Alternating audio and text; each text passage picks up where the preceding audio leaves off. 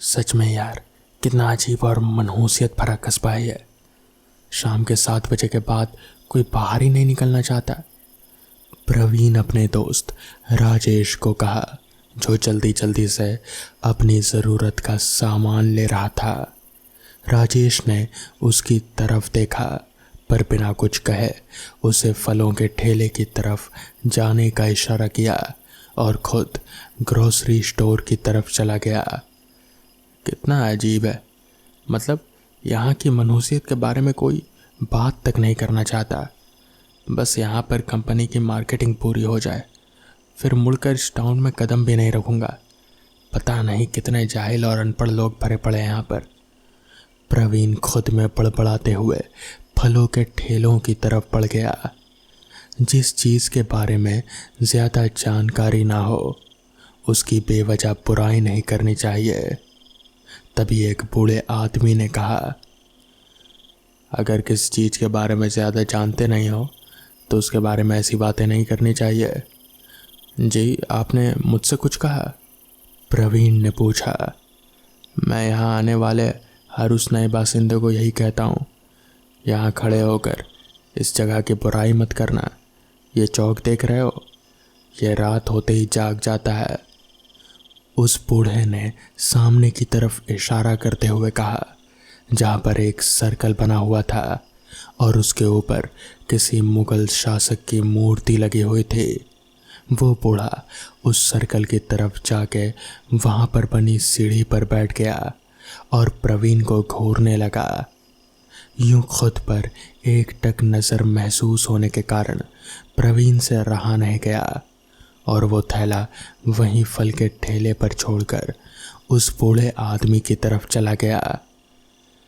क्या आप मुझसे कुछ कहना चाहते हैं? प्रवीण ने उसके बाजू में बैठते हुए पूछा। नहीं, उसने छोटा सा जवाब दिया। फिर आप मुझे क्यों बता रहे हैं कि ये चौक रात होते ही जाग जाता है? प्रवीण ने झुंझला कर कहा, कई सालों पहले यहाँ मुगलों का राज हुआ करता था। वो अपने मनोरंजन के लिए यहाँ इसी चौक पर सरेआम लोगों का खून बहाया करते थे। तब से ये मान्यता है कि रात को उन सब लोगों की आत्माएं फिर से जिंदा हो जाती हैं जिनकी मौत यही इसी जगह पर हुई हो। कैसी बातें कर रहे हैं आप? और मुझे यहाँ आए हुए 10 दिन हो गए, पर मुझे तो कभी ऐसा कुछ नहीं लगा। प्रवीण ने अपने डर को काबू करते हुए कहा, क्योंकि अमावस की रात भी तो आज है ना, तो सारी आत्माएं भी तो आज ही जागृत होंगी। अच्छा, आप इतने विश्वास के साथ कैसे कह सकते हैं कि ये उन्हीं लोगों की आत्माएं हैं जिनकी मौत इसी चौक पर हुई थी? तू यहाँ क्या कर रहा है? राजेश ने पीछे से आते हुए कहा, जिसके दोनों हाथों में सामान से भरे बैग थे। प्रवीण ने सामने की तरफ इशारा करके कहना चाहा, पर तभी उसे सड़क को पार करते हुए वही बूढ़े अंकल दिखे। उसने सर झटका और नाम में इशारा करते हुए उसके हाथ से बैग लिया और घर की ओर निकल पड़े। आधी रात के वक्त प्रवीण को सर्दी महसूस हुई। उसने चादर ओढ़ने के लिए बिस्तर पर हाथ फैलाया, पर उसे नर्म गद्दे की जगह ऊबड़ खाबड़ जगह महसूस हुई। उसने तुरंत उठकर देखा तो वो अपने दोस्त के घर के बजाय बल्कि उसी चौक पर उसी मूर्ति के नीचे सो रहा था। अचानक से ठंड का स्तर बढ़ गया और उस मूर्ति के पीछे से वही बूढ़ा आदमी निकल कर आया। क्योंकि मेरी मौत भी यहीं हुई थी, इसलिए मैं आज भी जागृत हुआ हूँ। अगली सुबह प्रवीण की लाश उसी चौक पर मिली। उसकी हथेलियाँ बाहर निकली हुई थी और पेट फटा हुआ था। तो दोस्तों, ये थी आज की पहली कहानी। तो चलिए बढ़ते हैं आज की दूसरी कहानी की ओर। वो दिन एक ठंडी की सर्दियों की रात थी। दूर के गांव में रात में एक बाउल संप्रदाय का गीत उत्सव था। जैसे जैसे रात होती गई, बाउल गीत उत्सव में और भी भीड़ बढ़ती गई। प्रसिद्ध बाउल कलाकार आते थे और प्रदर्शन करते थे। उस समय हम जवानी की ओर बढ़ रहे थे। जब भी दूर के गांव में कोई भी कार्यक्रम होता तो हम समूह में दौड़ते थे। घर भले ही जाने से मना करे, मगर मैं गीत या फिर किसी के लिए भी चुपके से चला जाता था। बचपन में हम बहुत बदमाश थे। शाम के लगभग 7 बज रहे थे। मैंने अभी अभी खेल कर घर वापस आया था और मुंह हाथ धो लिया, दिया जलाया, फिर अपने कमरे की खिड़की के पास बिस्तर पर बैठकर पढ़ाई करने लगा। खिड़की थोड़ी सी बंद थी। चांदनी रात की रोशनी दिखाई दे रही थी। खिड़की से देखने पर दूर से चाचा के मिट्टी के घरों के छत की ओर देखा जा सकता था। हमारे घर के पास खिड़की के सामने कमारंग का पेड़ है। 12 महीनों का पेड़, साल भर पका कामरंगा फल। वात्सव में हमारे घर के कामरंगा पेड़ों पर ही मिलता था। तब मैं 9वीं कक्षा में पढ़ता था। मैं बहुत ही मन लगाकर पढ़ाई कर रहा था और सब कुछ मुखस्त करने की कोशिश कर रहा था। जब मुखस्त करना लगभग ख़त्म हो गया तो मैंने खिड़की की ओर देखा कि कोई लंबे हाथ से मेरी ओर इशारा कर रहा है। उंगलियां लंबी और पतली थी। पतली उंगलियां गलत इरादे के साथ मेरी ओर इशारा कर रहे थे। मैं चिल्लाया नहीं, डर के मारे बिस्तर से कूद गया और दरवाजे के पास छिपने की कोशिश करने लगा और देखने की कोशिश करने लगा कि ये किसका हाथ है। ध्यान से देखने पर मुझे एहसास हुआ कि ये एक इंसानी हाथ है, क्योंकि वो हाथ मांस और हड्डी का है। मैंने देखा कि हमारे पड़ोस का लड़का रघु का हाथ है। मैं तो डर ही गया था, लेकिन इतना भी नहीं। मैंने रघु का हाथ खींचा और उसे हल्का सा मरोड़ दिया, फिर एक गाली भी दिया। रघु फुसफुसा कर कहा, अबे हाथ छोड़, मेरा हाथ तोड़ेगा क्या? चल, बाउल गीत सुने नहीं जाएगा? हम सब तैयार हैं, घर से खा कर जाएंगे। तू क्या पढ़ता रहता है? हमें क्या पढ़ाई की ज़रूरत नहीं है? हम भी पढ़ेंगे, मगर बाद में। चल, सब लोग स्कूल के बिल्डिंग के पीछे रसोई घर के पास तेरा इंतज़ार कर रहे हैं। जल्दी आना, मैं तुझे बुलाने नहीं आ सकता। ठीक है, कहकर मैंने रघु को भगा दिया और गुनगुनाते हुए बिस्तर पर वापस आ गया और पढ़ने लगा। मैंने अपनी माँ को रात का खाना लाने के लिए बुलाया। माँ 8 रोटियाँ और एक कटोरी खजूर गुड़ पढ़ने की जगह पर दे गई। मैं भी रोटियों को निगलता गया। चादर ओढ़कर अपनी किताबें पैक की और रात में अपने पिता को छुप छुपा कर घर से बाहर निकल गया।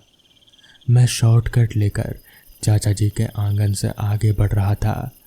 अचानक मैंने चाचा के छत पर नज़र डाली और देखा कि कोई उनके छत पर सफ़ेद चादर लपेट कर बैठा है। निस्तब्ध रात में कोहरा छा रहा था।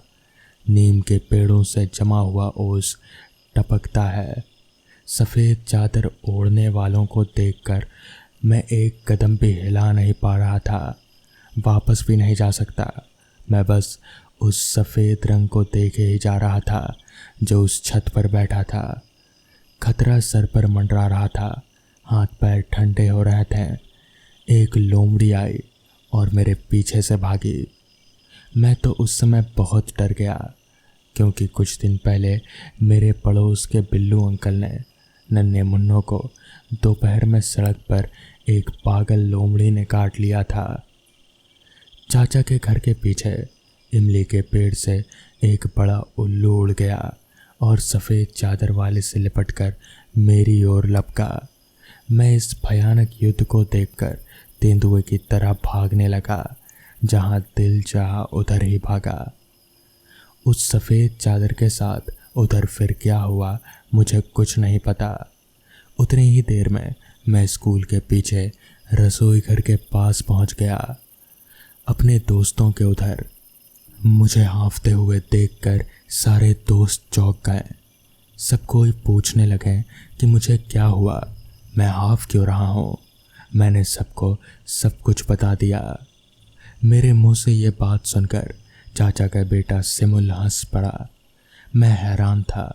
उसने हंसना बंद किया और कहा, अबे गधे, क्या तुम दिन में अपने माथे पर आंख रख कर आते हो मेरे घर? तुम नहीं जानते, हमारे छत पर एक बड़ा सा कद्दू था। शायद उस कद्दू के पास कोई चूहा था और उल्लू चूहे को पकड़ने आया और उस कद्दू पर बैठकर नीचे गिर गया। सच में तू उल्लू है। मैं अपने आप पर हंसने लगा कि मैं इतनी छोटी सी बात पर डर गया। मुझे बहुत ही शर्म आ रहे थे। खैर, उस दिन हम समूह में बाउल गीत सुनने गए। जब हम पहुँचे तो भीड़ बहुत ही बड़ी हुई थी। हमारे लिए कोई जगह नहीं थी। हम किसी तरह अंदर जाकर बैठ गए। हमने काफ़ी देर तक बाउल गीत सुना। जैसे जैसे रात होती गई, बाउल गीत की धुन और भी बढ़ती चली गई। कोई भी शो छोड़ना नहीं चाहता था। मीठी रात की तरह एक समूह गाना गाकर मंच छोड़ देता तो दूसरा समूह मंच पर आकर लोगों के मन को दीवाना बना देता। ऐसे ही समय पर हम पर किसी ने टॉर्च मारा। मैंने देखा कि वो कोई और नहीं बल्कि मेरे पापा थे। इशारे का मतलब था कि अब हमें उठ जाना चाहिए। हम सब पापा के इशारे को समझ गए और एक तरह की मजबूरी में गीत के दरबार से बाहर आ गए। अब घर जाने का समय हो गया था। सब चुपचाप घर लौट रहे थे। पापा सामने टॉर्च लाइट चलाते हुए और हम पीछे पीछे बढ़ रहे थे। हम समझ रहे थे कि अभी रात बहुत हो गई है, ज्योत्सना ख़त्म हो गया है, अंधेरा पास आ रहा है। मुझे ठंड महसूस नहीं हो रही थी क्योंकि मैं इतने लोगों के बीच में बैठा था। बाहर आने पर मैं हड्डी कँपाने वाली ठंड महसूस कर रहा हूँ। नाक से पानी टपक रहा था। सबकी एक ही हालत थी। बाबा बहुत ही ज्ञान देते रहते हैं। बहुत दूर जाने के बाद हम स्कूल के पीछे की रसोई के घर के पीछे आ गए। अगर हम उस शॉर्टकट रास्ते से थोड़ा सा भी चलेंगे तो हम अपने घर के नज़दीक पहुंच जाएंगे बहुत ही जल्दी। फिर दूसरे दोस्तों के घर भी नज़दीक ही होंगे। पापा एकाएक करके सबको छोड़कर घर लौटेंगे। तब भी स्कूल के हॉस्टल के किचन में आग को जलता हुआ देख हम दंग रह गए। मैंने अपने पापा से कहा, जब हम बाउल गीत सुनने जा रहे थे इसी रास्ते से, तब भी ये आग जल ही रही थी और अब भी चल रही है। पापा हैरान रह गए और बोले, जब मैं गया तब तो कुछ नहीं था, आग नहीं थी। तुम यहाँ थोड़ी देर खड़े रहो, मैं खिड़की से देखता हूँ। मेरे लौटने तक कोई कहीं नहीं जाएगा। रसोई की खिड़की के गैप पर नज़र रखते ही पापा की आंखें बड़ी होने लगी। पिताजी ने खिड़की के पास जाकर देखा, एक बड़े बर्तन में चावल को उबलते हुए, और चावल के झाग का रंग लाल था, बिल्कुल खून की तरह। एक बूढ़ी औरत पिताजी की तरफ पीठ करके एक बड़ी मिट्टी की भट्टी जला रहे थे। वो औरत शांत थी। वो ज़मीन पर प्लाथी मार कर बैठे हुए थे। कड़ाके की ठंड में जलती भट्टी। पिताजी एक बहादुर आदमी थे। पुराने दिनों की खिड़की। पिताजी ने खिड़की को हिलाया और थोड़ा बेहतर देखने के लिए चले गए। अचानक एक धमाके के साथ खिड़की खुली और नीचे गिर गई। पिताजी खिड़की को पकड़ेंगे या गिरने देंगे वो सोचने लगे। झुकते हुए उन्होंने फिर ऊपर देखा और बूढ़ी औरत को खड़ा देखा। बुढ़िया ने विपरीत दरवाजे की ओर देखा। बुढ़िया दरवाजे की ओर चली गई और बिना दरवाज़ा खोले गायब हो गई। बुढ़िया के जाते ही पिताजी को थोड़ा अजीब सा डर लगा। पिताजी एक कदम पीछे हटकर फिर से आगे बढ़ते हुए अंदर देखने की कोशिश कर रहे थे। और ये क्या, चूल्हे को देखकर पिताजी फिर से हैरान हो गए। लंबी हड्डियाँ, खोपड़ी और कंकालों का उपयोग चूल्हे को जलाने में किया गया था। खून से रंगा हुआ चावल एक बड़े बर्तन में उबल रहे थे। दो कटे हुए इंसानी सिर, दूर कोने में पड़े थे। हम अब भी दूर अंधेरे में खड़े थे। सर्दी की हवा हमारे कान उड़ा रहे थे। तभी अचानक ही हमने देखा कि रसोई में रोशनी बंद हो गई।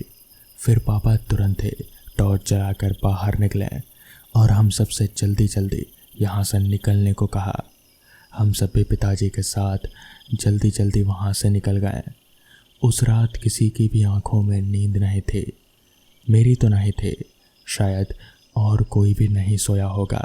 सुबह होते ही पिताजी और मोहल्ले के लोग स्कूल की रसोई घर को देखने गए तो वहाँ पर जो हालत थी वो सब देखकर सब लोग जैसे डर से कांपने लगे।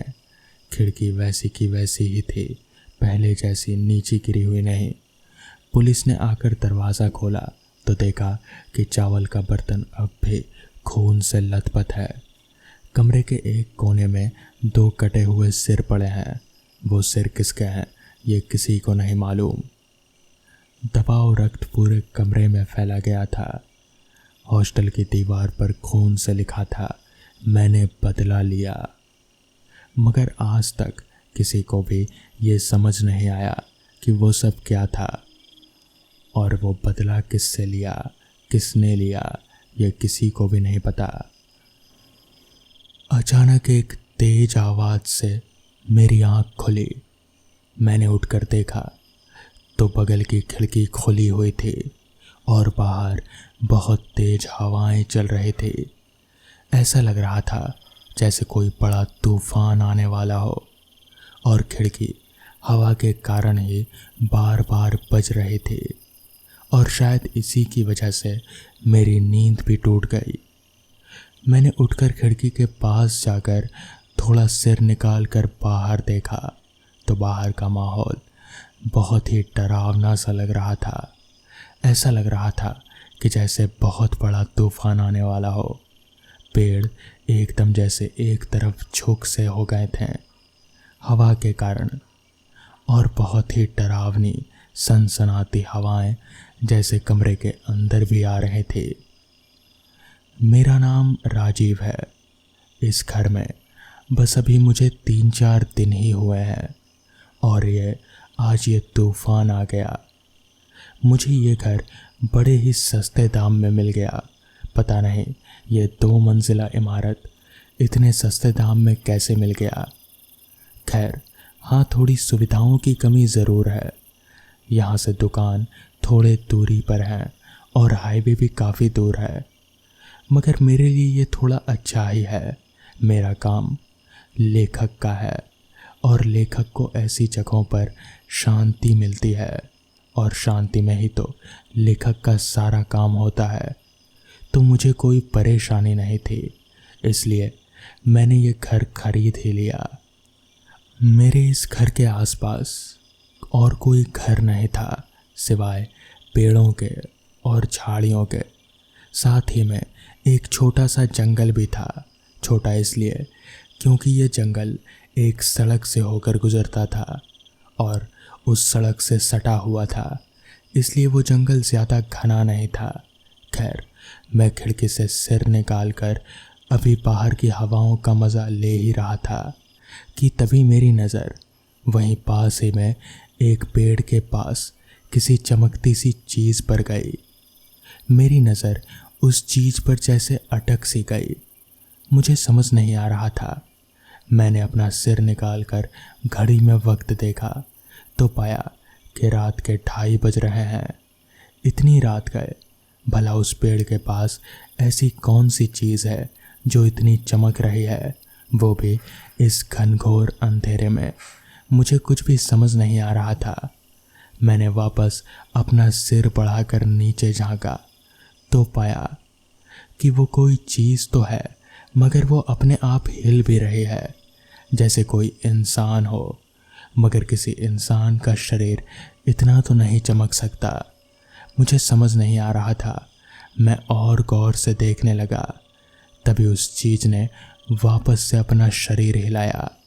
मैं समझ गया कि ये कोई इंसान ही है, मगर इतनी रात में कोई इंसान यहाँ पर क्यों ही आएगा। तभी उस चीज़ ने एकदम से अपना सिर ऊपर उठाया तो पाया कि वो एक औरत है, एक खूबसूरत औरत जो कि साड़ी पहने मेरे घर के ठीक नीचे ही खड़ी है, एक पेड़ के पास। मुझे समझ नहीं आ रहा था कि आखिर वो है कौन और यहाँ क्या कर रही है। तभी मैंने उसे आवाज़ लगाया, कुछ चाहिए आपको? मगर नीचे से कोई जवाब नहीं आया। मैंने सोचा कि एक बार नीचे जाकर देखना चाहिए कि आखिर मामला क्या है। तभी मैं अपना शर्ट पहनकर चलते चलते नीचे उतरा और फिर अपने घर से बाहर निकला तो पाया कि वो एक औरत ही है जो एक पेड़ के पास खड़ी है। उसका सिर दूसरी तरफ था, मुझे सिर्फ उसकी पीठ ही दिख रही थी। मैंने वापस से उसे आवाज़ लगाई मगर उधर से कोई भी जवाब नहीं मिला। तो मैं चलते चलते उसके पास पहुंचा और मैंने फिर से एक बार आवाज़ दी, आपको कुछ चाहिए? तो वापस से भी कोई जवाब नहीं मिला। मुझे समझ नहीं आ रहा था कि कहीं ये कोई बहरी तो नहीं है, कोई आवाज़ क्यों नहीं दे रही। तभी मैंने उसके कंधे पर हाथ रखा और जैसे ही मैंने हाथ रखा कि एकदम से मेरा हाथ नीचे को सरक गया और उसके शरीर के आर पार हो गया। मुझे समझ नहीं आ रहा था कि आखिर ये हो कैसे सकता है। किसी इंसान के शरीर के आर पार किसी का हाथ कैसे निकल सकता है। तभी वो औरत एकदम से पीछे मुड़ी और उसका चेहरा देख मेरी सिट्टी बिट्टी गुल हो गई। उसकी आंखें एकदम लाल थी और चेहरे से जैसे खून टपक रहा था। उसका सर एक तरफ से पूरा फटा हुआ था। मुझे समझ नहीं आ रहा था कि ये क्या भला है। मैं ठिठक कर एकदम से नीचे गिर गया। वो औरत एकदम से मेरे करीब पड़ने लगी। तभी मैंने ज़ोर ज़ोर से हनुमान चालीसा पढ़ना शुरू कर दिया और मेरे ऐसा करते ही वो औरत एकदम से दूर चली गई। जिसके बाद मैं भागता भागता अपने घर पहुंचा और दरवाज़ा बंद कर एकदम से अपने कमरे में जाकर बैठ गया। मुझे कुछ भी समझ नहीं आ रहा था कि अभी अभी ये हुआ क्या। अगले दिन सुबह मैंने अपने मकान मालिक से इस बारे में बात की। तब जाकर उसने बताया कि दरअसल कुछ साल पहले उस घर में एक औरत ने आत्महत्या की थी। दरअसल वो उस घर की बालकनी से नीचे कूद गई थी।